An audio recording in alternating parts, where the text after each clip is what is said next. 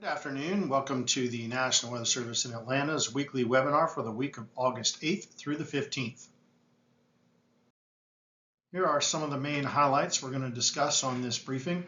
We'll take a look back at Debbie and its impacts across the state. We have some drier air working into the region behind Debbie, and that's going to allow for some below normal rain chances through midweek. There is some tropical development possible in the 7-day outlook. And getting into late next week, northwest flow aloft may increase rain chances the middle to latter part of next week.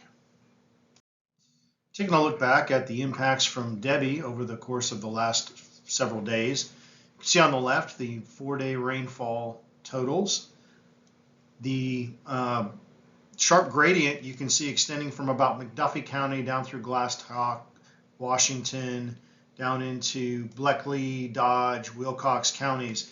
Everywhere to the east of that line generally received more than 2 inches. That's about the 2-inch line. To the northwest of that, much lighter amounts during the 4-day period that Debbie was impacting the state. The amounts increased significantly as you head to the east. You can see down in Vidalia, Montgomery, and Trutland counties, anywhere from 4 to 6 inches of rain. And then you don't have to go too much further to the east to see the 10 to 15-inch amounts down along the coastline. When we look at the graphic on the right-hand side, this is the max wind analysis, taking into account all of the wind observations we have across the state.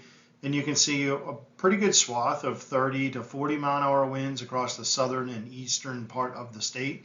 There are some max wind amounts in there of 40 to 50, splotchy within our county warning area, but more prevalent down closer to the coast and closer to where the landfall was.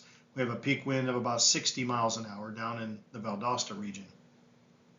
Jumping into the current weather, you can see the visible satellite imagery on the left-hand side showing the remnants of Debbie still spinning across South Carolina, gradually making its way northward into North Carolina. Radar imagery on the right-hand side where you can see a lot of the rain wrapping around on that back northwest side, and some drier air working in near to the center of the storm as it moves into North Carolina and away from our region.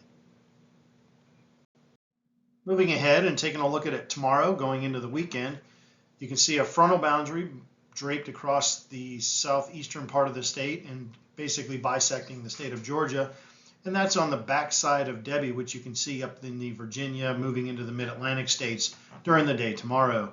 This front will be the focus for showers and thunderstorm activity down in the southeast part of the state over the next couple days. However, much drier air will be on the backside, and we can expect little or no rain chances across the northern and northwestern part of the state. Here's a look at the temperatures and rain chances for Friday. You can see middle to upper 90s across a good chunk of the state. Rain chances on the right-hand side, you can see lower end rain chances across the southeastern part of the state where I just showed that frontal boundary will be draped. Drier air will be filtering in from the northwest, and obviously that will reduce the rainfall chances across the northern part of the state. Not a lot of sensible weather is expected over the next week or so. More summertime-like conditions can be expected across a good portion of the state. This is a look at the high temperature forecast for not only the region, but for individual cities across the area. And you can generally see the continued above average temperatures are expected through midweek, with most areas expecting lower to middle 90s for daytime highs, with the exception of the northern Georgia mountains where temperatures in the upper 80s can be expected. Let's put the precip chances into focus here with a focus on the weekend. You can see that precip chances across the region, and that is the state, and generally speaking at lower than normal chances of maybe 10 to 20% chances through midweek. When we focus in on the weekend, you can see on both Saturday and Sunday that chances of rain are highest across the southeastern part of the state, again where that frontal boundary will be draped, and we're not expecting much in the way of precip chances across the northwestern and northern part of the state, again where the air mass will be much drier. Taking a look at the tropical update for day 2, the day 2 outlook, we can see that Debbie is the only game in town on the left-hand graphic, and Debbie will be slowly moving its way into the mid-Atlantic states and out of the picture in the next 48 hours or so.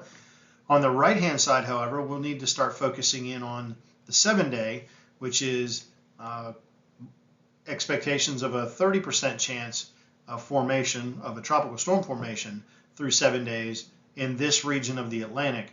And some of the computer model guidance is suggestive that in and around day 7, which is about Wednesday or Thursday of next week, we could be dealing with a system somewhere in this broad circle that we'll have to start paying attention to by about the middle part of next week.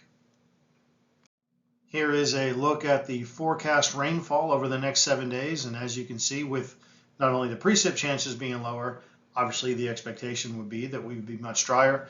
There's not a lot in the way of precip expected across the north and northwestern part of the state. Precip chances are a little bit higher to the south and southeast, and anywhere of 1/4 of an inch to maybe up to isolated inch in spots can be expected along and south of an Augusta, Macon, Columbus line over the next 7 days.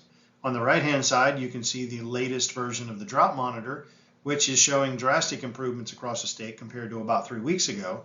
And that is a result of a very wet July that we had across much of the state.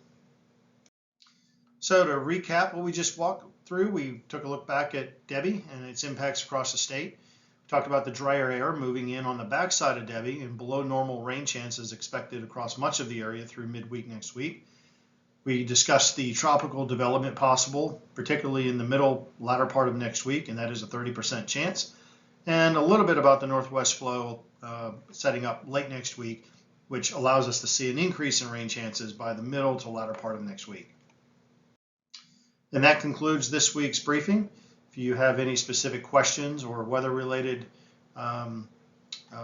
information you're seeking, by all means, reach out to us at any one of the following methods you see on your screen.